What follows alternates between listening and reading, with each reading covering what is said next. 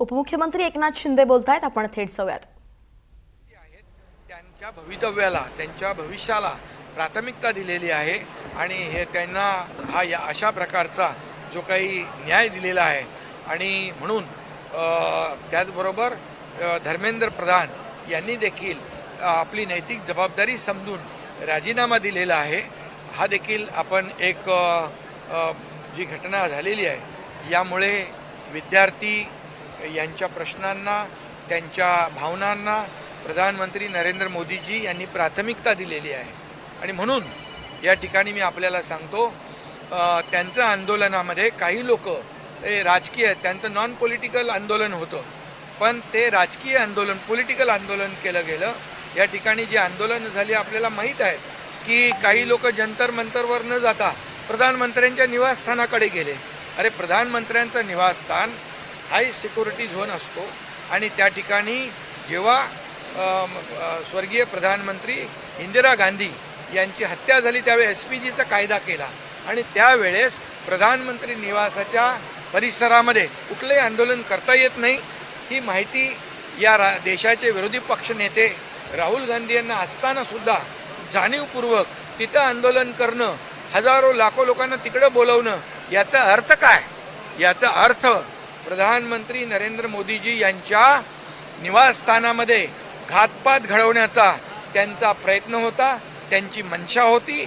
आणि ते नेहमी म्हणतात की बांगलादेश, नेहमी म्हणतात नेपाळ, ते नेहमी म्हणतात श्रीलंका, अशा प्रकारचं अराजकता देशामध्ये पसरवून या ठिकाणी देशामध्ये हे जे अराजकता पसरवणं हा त्यांचा उद्देश होता. हे खऱ्या अर्थाने निंदनीय आहे. विरोधी पक्ष नेत्याने अशा प्रकारचं कृत्य करता कामा नये, कारण यापूर्वी देखील आपण 2 देशाचे प्रधानमंत्री गमावलेले आहेत आणि म्हणून याचा मी अतिशय कठोर शब्दात निषेध करतो. कारण ते विरोधी पक्ष नेते असताना ते स्वतः सगळ्यांना आवाहन करत होते, इकडे आंदोलनाला या, इकडे आंदोलनाला या. अरे, आंदोलन तर जंतर मंतरवर होतं, मग तिकडे आंदोलन करण्यामागचा त्यांचा दुष्ट हेतू होता आणि फार ही गांभीर्याने घेण्याची बाब आहे. आणि त्याचबरोबर काही लोक इकडून पण गेले. अरे, लोकांनी नाकारलं, महाराष्ट्रातल्या लोकांनी ठोकारलं. ते त्यांच्या विद्यार्थ्यांच्या व्यासपीठावर जाऊन पेटवापेटवीची भाषा करत होते. आता आग लागलेली आहे, विझून देऊ नका. ते काय आहे? देशामध्ये अराजकता पसरवण्याची जे काय तुमचा प्रयत्न आहे तो यांचं, आपल्या विद्यार्थ्यांचं आंदोलन संपल्यामुळे, मागे घेतल्यामुळे ते निराश झालेले आहेत आणि म्हणून अशा प्रकारच्या दुसऱ्याच्या, ते म्हणतो ना आपण, बेगाना शादी में अब्दुल्ला दिवाना, अशा प्रकारचा हा विषय आहे. आणि म्हणून मी सांगतो, विद्यार्थ्यांच्या बरोबर आम्ही आहोत, विद्यार्थ्यांच्या बरोबर आमच्या संवेदना आहेत. विद्यार्थी हे देशाचं भवितव्य आहे आणि विद्यार्थ्यांच्या पाठीमागे देशाचे प्रधानमंत्री नरेंद्र मोदीजी पण आहेत.